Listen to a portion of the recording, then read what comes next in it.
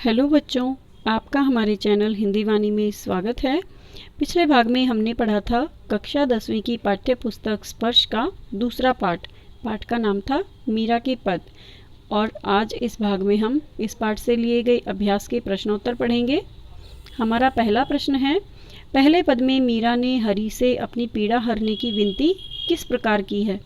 उत्तर है, पहले पद में मीरा ने अपने पीड़ा हरने की विनती इस प्रकार से की है कि हे ईश्वर, जैसे आपने द्रौपदी की लाज रखी थी, गजराज को मगरमच्छ रूपी मृत्यु के मुख से बचाया था तथा भक्त प्रहलाद की रक्षा करने के लिए आपने ही नरसिंह का अवतार लिया था, उसी तरह मुझे भी सांसारिक संतापों से मुक्ति दिलाते हुए अपने चरणों में जगह दीजिए।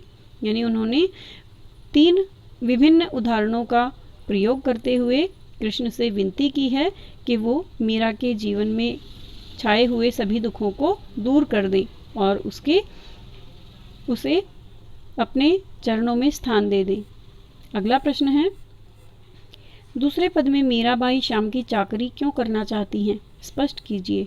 उत्तर है, मीरा श्री कृष्ण को सर्वस्व समर्पित कर चुकी है, यानी अपना सब कुछ दे चुकी है, सौंप चुकी है। इसलिए वे केवल कृष्ण के लिए ही कार्य करना चाहती हैं। श्री कृष्ण की समीपता तथा दर्शन के लिए उनकी दासी बनना चाहती हैं। वे चाहती हैं कि दासी बनकर श्री कृष्ण के लिए बाग लगाएं, उन्हें वहां विहार करते हुए देखकर दर्शन सुख प्राप्त कर सकें। वृंदावन की कुंज गलियों में उनकी लीलाओं का गुणगान करना चाहती हैं। इस प्रकार दासी के रूप में दर्शन, नाम स्मरण और भक्ति रूपी जागीर प्राप्त करके वो अपना जीवन सफल बनाना चाहती हैं। मीरा श्री कृष्ण की नौकर बनना चाहती हैं और मेहनताने या उसके बदले में वो भगवान के दर्शन रूपी अमूल्य निधि यानी खजाना प्राप्त करना चाहती हैं। हमारा तीसरा प्रश्न है, मीराबाई ने श्री कृष्ण के रूप सौंदर्य का वर्णन कैसे किया है। उत्तर है, मीराबाई ने श्री कृष्ण के रूप सौंदर्य का अलौकिक वर्णन किया है। उन्होंने कहा है कि श्री कृष्ण ने पीतांबर धारण किए हुए हैं, यानी पीले रंग के वस्त्र पहने हुए हैं जो उनकी शोभा को बढ़ा रहे हैं। मुकुट में मोर पंख पहने हुए हैं तथा गले में वैजंती माला पहनी हुई है जो उनके सौंदर्य में 4 चांद लगा रही हैं। वे ग्वाल बालों के साथ गाय चराते हुए मुरली बजा रहे हैं। अगला प्रश्न है, मीराबाई की भाषा शैली पर प्रकाश डालिए। उत्तर है, मीराबाई ने अपने पदों में ब्रज, राजस्थानी, पंजाबी तथा गुजराती आदि भाषाओं का प्रयोग किया है। भाषा अत्यंत सहज और सुबोध है। शब्द रचना भावानुकूल है। भाषा में कोमलता, मधुरता और सरसता के गुण विद्यमान हैं। अपनी प्रेम की पीड़ा को अभिव्यक्त करने के लिए उन्होंने अत्यंत भावानुकूल शब्दावली का प्रयोग किया है। भक्ति भाव के कारण शांत रस प्रमुख है तथा प्रसाद गुण की भावाभिव्यक्ति हुई है। मीराबाई श्री कृष्ण की अनन्य उपासिका हैं। वे अपने आराध्य देव से अपनी पीड़ा का हरण करने की विनती कर रही हैं। इसमें कृष्ण के प्रति श्रद्धा, भक्ति और विश्वास के भाव की अभिव्यंजना हुई है।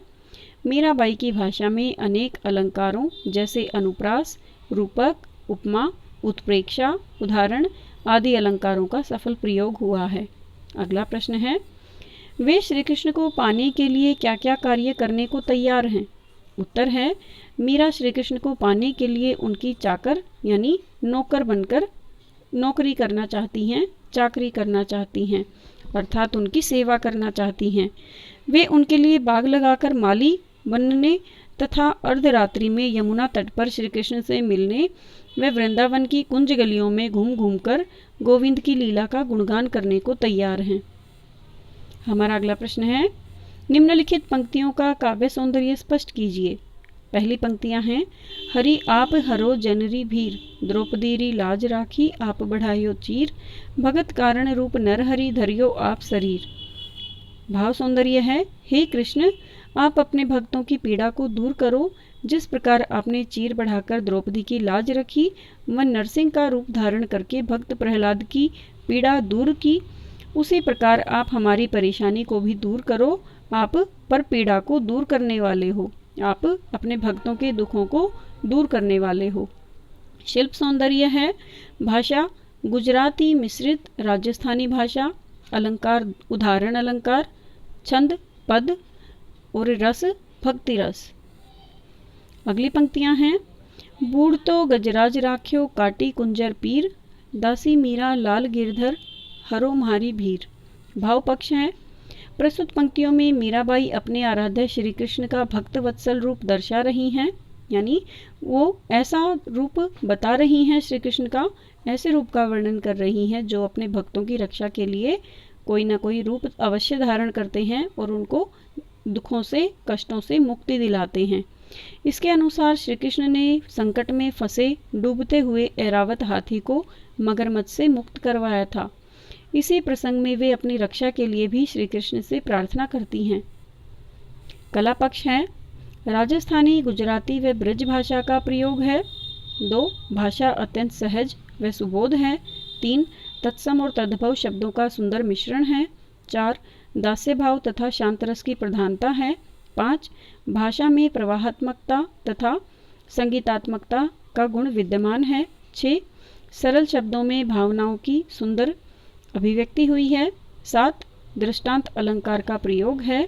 8. काटी कुंजर में अनुप्रास अलंकार है।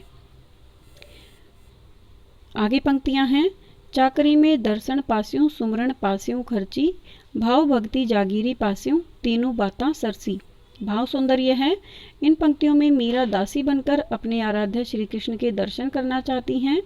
इससे उन्हें प्रभु स्मरण, प्रभु भक्ति रूपी जागीर तथा दर्शनों की अभिलाषा रूपी संपत्ति की प्राप्ति होगी। अर्थात श्री कृष्ण की भक्ति को ही मीरा अपनी संपत्ति मानती है।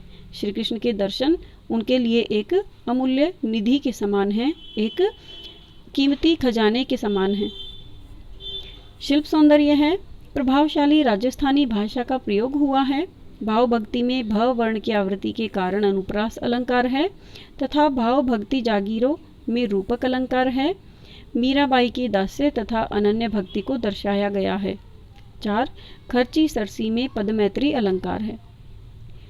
उम्मीद है बच्चों आपको अभ्यास के ये प्रश्नोत्तर समझ में आ गए होंगे। यदि आपको यह वीडियो अच्छा लगा तो आप इसे अपने दोस्तों के साथ ज़रूर शेयर करें। यदि कोई सुझाव है तो आप हमें कमेंट करके बता सकते हैं। धन्यवाद।